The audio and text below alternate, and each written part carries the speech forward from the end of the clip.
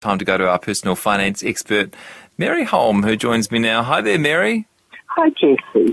Nice to talk to you. And you overheard a conversation in the summer which got you thinking about KiwiSaver. Yeah, look, it's just heard a young woman talking very excitedly about getting into cryptocurrency, and someone asked her if she was in KiwiSaver, and she said, oh yeah, but that's boring. Not going to get rich that way. And it just got me thinking that people don't fully appreciate KiwiSaver, I think, and don't get the best out of it. There are various things people can be doing.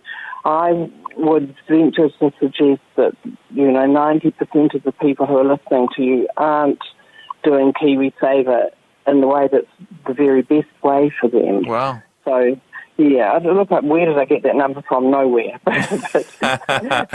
Just to guess. Which is not to say that 90% of them aren't in KiwiSaver. In fact, most Kiwis are. Yeah, about 2/3 of New Zealanders are in KiwiSaver, and what quite a lot of people are still not realising is that if you're over 65, you can now join.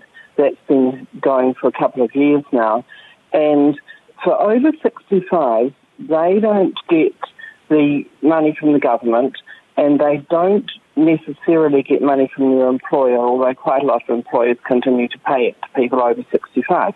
But KiwiSaver can still work really well for people, whether they're still working or in retirement. Even a 90-year-old who's got their money probably in bank term deposits at that point might find that going into a KiwiSaver cash fund, which is the lowest risk fund, is actually a better deal for them. They, quite likely to get a little bit more return on the money, and in other ways, they might get some quite good services from their provider. KiwiSaver, people have got to remember, it's not guaranteed by the government, but it's watched very closely by the Financial Markets Authority. So they're pretty darn safe investments. And being in KiwiSaver as opposed for a retired person, as opposed to being in some other kind of managed fund, the fees tend to be lower. Okay. So I'm saying, everybody from newborns to people in their 90s, people over 100, are probably better off being in KiwiSaver one way or another. And the main reason for that is that if you're an employee, your money is roughly doubled by your employer matching. The employer's contributions are after tax, so that money's a little bit lower than the money you're putting in. But then on top of that, you get money from the government. So roughly speaking, employees' money is doubled by money coming in from the government and employers. It's actually more than doubled for low-income people and less than doubled for high-income people, but it's roughly doubled. And that means that where elsewhere they might have saved, say, 200,000, they're going to have 400,000. I mean, it's huge. Yeah. It's different. Twice as much going in, there's twice as much coming out. And the people who aren't employees, and I'm including here the self-employed, but also people who are perhaps at home looking after some children or in other circumstances, if you can put your $1,042 a year in, which is $20 a week or $87 a month, then your money is multiplied by 1.5 because of the government contribution. So where you would otherwise have retired with 200, you'll be retiring with 300. So that, that's why KiwiSaver is so darn good. And when people say, no, I can do better elsewhere, in cryptocurrency, look, you might, but it's awfully risky, terribly up and down. I would never put more than a little of my money in cryptocurrency. In shares and bonds, I was just thinking the other day, most KiwiSaver funds have got shares and bonds in them, except for the very low-risk ones. And those shares and bonds are making the same sort of returns they would make outside KiwiSaver. which are pretty darn good returns anyway for the risk you take. And but they don't know you in KiwiSaver, so they don't think, oh, I don't have to perform so hard. They continue to perform just as well in KiwiSaver, and you've got that extra money coming in from the government and perhaps your employer. So yeah, property's another one. You know, people say I can do better in property, and in recent years, a lot of people have in rental properties, but that won't necessarily continue. It's you know, house prices could easily stall, and they might even fall. So it just, because generally speaking, returns on investments are higher. The higher risk you take, the higher return you get on average. And that just sort of goes across the board with all investments. But KiwiSaver comes along and sort of bumps it up for the investments in KiwiSaver. So that's why it's a real pity not to be in it. Great. Mary, I'll just jump in here. On the off chance you're a little bit muffled today. We're catching what you're saying, but I just want to make sure that you're giving yourself your best chance, and you're talking directly into the mouthpiece there, and there's nothing in between you and the mouthpiece. Thank you. And I've moved a bit. Is that any better? It's about the same. We'll work on it for next time. We can live with it for today. Yes. It's not good, is it? It was much better when I could come into the studio, Jesse, and one day maybe that'll happen. Tell me about it. Tell me. I'm getting very lonely in here, Mary. Oh, Jesse, well, I'd love to pop in. In a couple of months, maybe that'll happen again. Yeah. So where are we up to? We basically want to make sure that, so having convinced people that KiwiSaver is a good idea for almost everybody, we want to make sure everyone's doing it right? Yes, we do. And the first thing people are doing wrong is a lot of them are in, but they're not contributing. And just a couple of quick numbers there. If you're earning $40,000 a year, which is low pay, but putting 3% of that in is just $23 a week, so it's not a big amount. And for non-employees, putting $1,042 in, it's only $20 a week.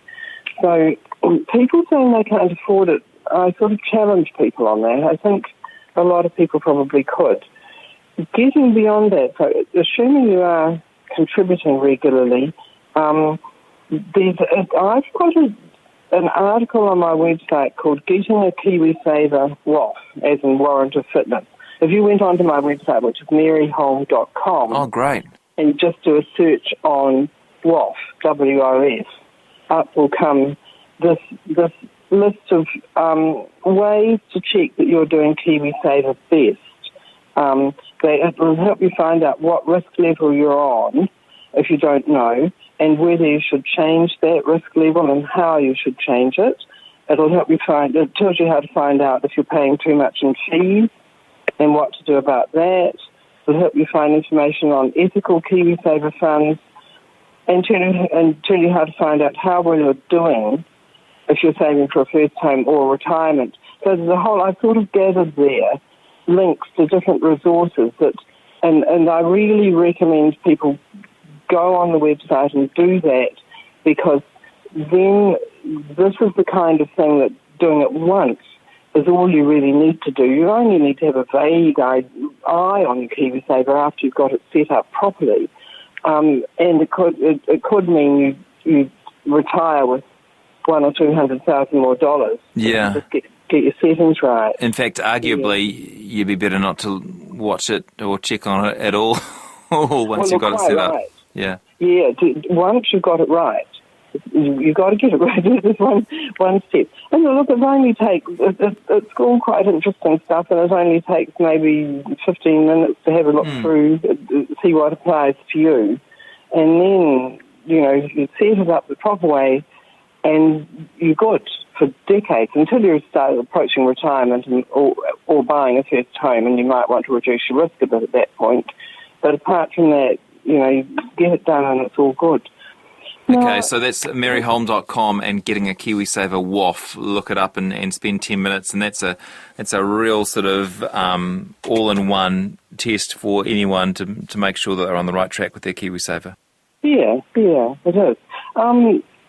default funds are now very attractive. You and I talked about this late last year because from December there were some new providers in the default funds. But they're now balanced funds instead of conservative funds, so they're middle risk funds. And I'm recommending them for people if they're really not sure what sort of funds they should be in, because they're now middle level risk. They've got low fees. The government has forced the default funds to charge really quite low fees.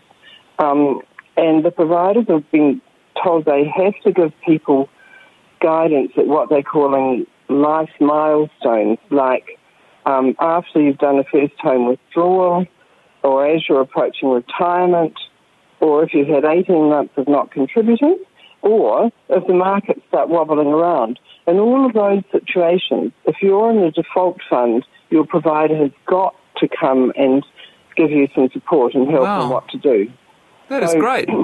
It is great. And so I think that if people are just saying, I don't know what one to be in, they also don't invest in fossil fuels or illegal weapons, the default funds now. So there's a whole lot of ways that they're good middle-level KiwiSaver funds to be in now. So I would recommend people look into the default funds. Should I give you a list of the providers that offer those? Or yeah, go on. That they are BNZ Booster, BT Funds, which is Westpac's KiwiSaver, Kiwi Wealth, Simplicity, and Superlife. Those are the 6 default providers. And so if you want a sort of middle risk level KiwiSaver fund, those are a pretty good place to start these days, I think. Finally, if we've got a couple of minutes, children in KiwiSaver. Yeah, go on. Yeah, you can sign up anybody from birth. They don't get any government or employer contributions until they're 18. But if a parent has signed them up and they get a job, part-time job at 16 or 17 or so, then the employer will contribute. Yes, there will be employee contribution. Sorry, mustn't get that right, Mary. Employee contributions will be taken out of their pay, and I think that's great because it gets them started on the road to saving right from the very beginning. Some employers do give them money too, even though they don't have to until they're 18. A couple of other points about that for young people. One is I suggest if you're talking to your kids about it, they can learn a bit about investing in their team looking at their KiwiSaver funds. Talk to them about using it to save for a first home rather than using it for retirement savings, because that's just too far away for them. It's, beyond their thinking, really. But a first home could be something they could be thinking about.